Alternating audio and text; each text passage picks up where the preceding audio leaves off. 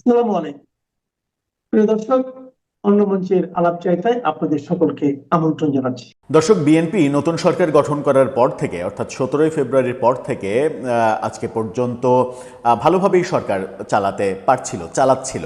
এরই মাঝে তাদের যে নির্বাচনী প্রতিশ্রুতি ফ্যামিলি কার্ড, সেই ফ্যামিলি কার্ডের পাইলট প্রোগ্রামিং গতকালকে শুরু করেছে তারা। 37,000 মহিলাদেরকে ফ্যামিলি কার্ড দেওয়া হয়েছে এবং ফ্যামিলি কার্ড পেয়ে এক মহিলা, তার মেসেজ এসেছে, আরেকজন যখন মোবাইল দেখে সেটা নিশ্চিত করছে তখন সেই মহিলা আবেগে উত্তেজিত হয়ে জয় বাংলা, জয় বঙ্গবন্ধু স্লোগান দিয়েছে। সেটা ব্যাপকভাবে ভাইরাল হয়েছে এবং সেটাকে আবার পজিটিভলি বিএনপির অ্যাক্টিভিস্টরা প্রচার করার চেষ্টা করছেন যে এই যে মহিলা জয় বাংলা, জয় বঙ্গবন্ধু ফ্যামিলি কার্ড পেয়ে স্লোগান দিল, এতে প্রমাণ হয় বিএনপি ফ্যামিলি কার্ড দেওয়ার ক্ষেত্রে কোনো ধরনের দলীয়করণ করছে না। এরকম অনেক কিছুই আমরা দেখছি।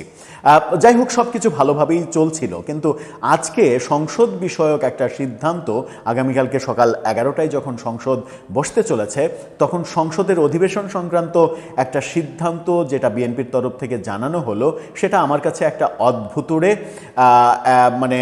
গোঁজামিল দেওয়া এবং অপরিপক্ক সিদ্ধান্ত হিসেবেই মনে হয়েছে।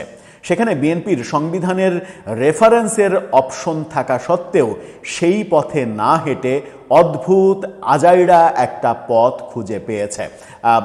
খুঁজে নিয়েছে তারা, এবং সেই পথটা সংবিধান সম্মত কিনা, আইন সেই পথটাকে পারমিট করে কিনা সেটা নিয়ে ব্যক্তিগতভাবে আমার যথেষ্ট সন্দেহ রয়েছে। সেই পথে না হাঁটাই বোধহয় ভালো ছিল তাদের জন্য।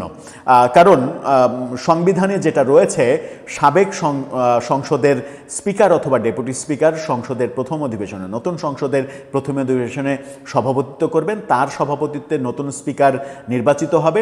তারপরে নতুন স্পিকারের শপথ পড়াবেন রাষ্ট্রপতি উপস্থিত থাকবেন, সংসদে কোনো একটা কক্ষে উপস্থিত থাকবেন। নতুন স্পিকারের শপথের জন্য আধা ঘন্টার একটা ব্রেক দেওয়া হবে কিংবা 20 মিনিটের একটা ব্রেক দেওয়া হবে।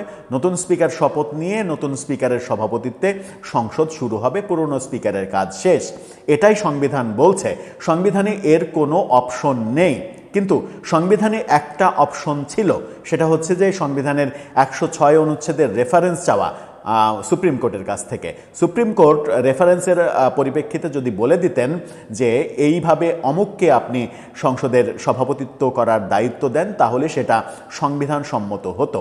কিন্তু বিএনপি সংবিধানের বাইরে গিয়ে একটা অদ্ভুত রকমের ওয়ে খুঁজে পেয়েছে, যে ওয়েটা আমার কাছে মোটেও পছন্দ হয়নি।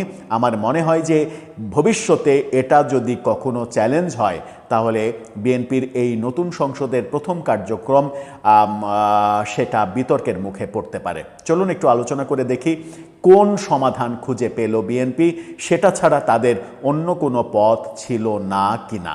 থাকবেন পলিটিক্স টিভির নিয়মিত আয়োজনে।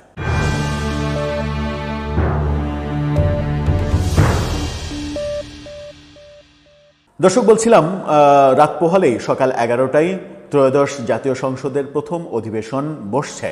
প্রথম অধিবেশনে মহামান্য রাষ্ট্রপতি ভাষণ দেবেন। যদিও এনসিপি জামাতের পক্ষ থেকে বলা হচ্ছে ফ্যাসিস্টের রাষ্ট্রপতির ভাষণ দেওয়ার কোনো অধিকার নেই। এনসিপি বলছে আমরা ফ্যাসিস্টের রাষ্ট্রপতির ভাষণ শুনতে যাব না, আমরা জুলাই সনদ বাস্তবায়ন করতে সংসদে যাব। তার মানে তারা সংসদে যাবে এবং তাদের সামনেই রাষ্ট্রপতি ভাষণ দেবেন, রাষ্ট্রপতির ভাষণও তারা শুনবেন। আমি জানি না রাষ্ট্রপতির ভাষণ শেষ পর্যন্ত তারা শুনবেন কিনা, নাকি রাষ্ট্রপতির ভাষণ শুরু হলে তারা ওয়াকআউট করবেন। সেই দৃশ্য দেখার জন্য আমাদের অপেক্ষা করতে হবে কালকে পর্যন্ত। কিন্তু তার আগের ব্যাপার যেটা, জটিলতা যেটা, সেটা হচ্ছে সংসদ বসবে কার সভাপতিত্বে। বিএনপি থেকে অদ্ভুত একটা সিদ্ধান্ত নেওয়া হয়েছে। বিএনপির সংসদীয় কমিটি আজকে বৈঠক করে এই সিদ্ধান্ত নিয়েছেন তারা, এবং সংসদের স্পিকার, ডেপুটি স্পিকার নতুন কারা হবেন সেই সিদ্ধান্ত তারা প্রধানমন্ত্রী তারেক রহমানের হাতে ছেড়ে দিয়েছেন। তারেক রহমান সিদ্ধান্ত নেবেন কে হবেন স্পিকার, কে হবেন ডেপুটি স্পিকার। তবে ডক্টর আব্দুল মঈন খানের নাম শোনা যাচ্ছে, তিনি হতে যাচ্ছেন নতুন স্পিকার। বিএনপি কি সমাধান বের করলো, সংসদ কার সভাপতিত্বে শুরু হবে, চলুন একটু জেনে দেখি। সেখানে যুগান্তরের শিরোনামটা দেখে নিন, সেই শিরোনামে বুঝতে পারবেন যে কি অদ্ভুত সিদ্ধান্ত নিয়েছে তারা। সেখানে বলা হচ্ছে ত্রয়োদশ জাতীয় সংসদ স্পিকারের চেয়ার খালি রেখে শুরু হবে অধিবেশন শুরু হবে স্পিকারের চেয়ার খালি রেখে। কোনো সভা কি সভাপতি ছাড়া শুরু হতে পারে? বলা হচ্ছে যে একজন কোরআন তেলাওয়াত করবেন এবং একজন কোরআন তেলাওয়াত করার পরে সংসদ নেতা প্রধানমন্ত্রী তারেক রহমান তিনি একজনের নাম প্রস্তাব করবেন, একজন সংসদ সদস্যের নাম প্রস্তাব করবেন। এই প্রস্তাবকে আরেকজন সংসদ সদস্য সমর্থন করবেন। সমর্থন করার পরে তিনি যাবেন যে স্পিকারের চেয়ারে বসবেন। স্পিকারের চেয়ারে একজন সংসদ সদস্য গিয়ে বসবেন, তার সভাপতিত্বে নতুন স্পিকার নির্বাচন হবে। নতুন স্পিকার নির্বাচন হওয়ার পরে 20 মিনিট সংসদে বিরতি দেওয়া হবে। 20 মিনিট সংসদে বিরতি দেওয়ার পরে রাষ্ট্রপতি উপস্থিত থাকবেন বাইরে। রাষ্ট্রপতির কাছে নতুন স্পিকার শপথ নেবেন। নতুন স্পিকার শপথ নেওয়ার পরে নতুন স্পিকার এসে সংসদের সভাপতিত্ব করবেন। তখন সংসদের কার্যক্রম শুরু হবে। তারপরে ডেপুটি স্পিকার নির্বাচন হবে এবং মহামান্য রাষ্ট্রপতি সংসদে ভাষণ দেবেন। সংসদে ভাষণ দেওয়ার পরে এই সংসদে যে প্রফেসর ইউনূসের যত অধ্যাদেশ, সেই অধ্যাদেশগুলো উপস্থাপন করা হবে। তারপরে সংসদ কার্যক্রম শেষ করা হবে, প্রথম দিনের কার্যক্রম শেষ করা হবে। এরকমই শিডিউল হচ্ছে বিএনপির আগামীকালকের প্রথম অধিবেশনের। এখন ধরেন সংসদ বসলো চেয়ারপারসনের চেয়ারটা খালি, সংসদের স্পিকারের চেয়ার, তিনি তো সভাপতি, স্পিকারের চেয়ারটা খালি, কোরআন তেলাওয়াত করছে। তো কোরআন তেলাওয়াত তাকে করতে বলল কে? কার অধিকার আছে সংসদে কাউকে কোরআন তেলাওয়াত করতে বলার? নাম্বার 1, কারো অধিকার নেই। নাম্বার 2, প্রধানমন্ত্রী যে একজনের নাম প্রস্তাব করবেন যে আপনি সংসদে সভাপতিত্ব করেন, প্রধানমন্ত্রী কার অনুমতি নিয়ে এই প্রস্তাবটা করবেন? সংসদে তো স্পিকার নেই, স্পিকারের চেয়ার ফাঁকা চেয়ারকে কি তিনি বলবেন যে হে চেয়ার তুমি আমাকে অনুমতি দাও, মাননীয় চেয়ার আপনি আমাকে অনুমতি দেন, আমি একজনের নাম প্রস্তাব করব, সেই নাম তারপরে আবার আরেকজন সাপোর্ট করবেন, সাপোর্ট করার পরে তিনি অস্থায়ী একজন স্পিকার হিসেবে নির্বাচিত হবেন, তিনি গিয়ে চেয়ারে বসবেন। তিনি গিয়ে চেয়ারে না বসা পর্যন্ত ওই চেয়ারটা ফাঁকা। সংসদের কোনো কার্যক্রম একটি পিন পর্যন্ত নড়ে না স্পিকারের অনুমতি ছাড়া। এবং প্রধানমন্ত্রী রাষ্ট্রের সরকারের সর্বোচ্চ কর্তা ব্যক্তি হলেও প্রধানমন্ত্রী সংসদের সভাপতির অর্থাৎ স্পিকারের অনুমতি ছাড়া একটি কথাও বলতে পারেন না। প্রধানমন্ত্রী যখন কথা শুরু করেন তখনও বলেন মাননীয় স্পিকার আপনার অনুমতিক্রমে আমি কথা শুরু করছি। এই হচ্ছে সংসদের রেওয়াজ, সারা পৃথিবীর সংসদের রেওয়াজ। সেখানে আপনি চেয়ারপারসনের চেয়ারটা ফাঁকা রেখে আপনি 2টা বড় কার্যক্রম করবেন। এক, কোরআন তেলাওয়াত করাবেন। কোরআন তেলাওয়াত কে করতে বলছে তার কোনো নাই, লোকটা নাই। আবার সেটাও না হলে বুঝলাম যে কোরআন তেলাওয়াতও হয়ে গেল, কোরআন তেলাওয়াত ধর্মীয় ব্যাপার, একজন তেলাওয়াত করলো, তেলাওয়াত করার পরে না হলে স্পিকারের কার্যক্রম শুরু হলো। কিন্তু প্রধানমন্ত্রী যে প্রস্তাব করবেন সেই প্রস্তাব কার অনুমতি নিয়ে করবেন? এটা একটা বড় আইনি প্রশ্ন। আমি আইনের ছাত্র না, আইন বুঝি না, আইন জানি না, কিন্তু আমি সংবিধান জানি।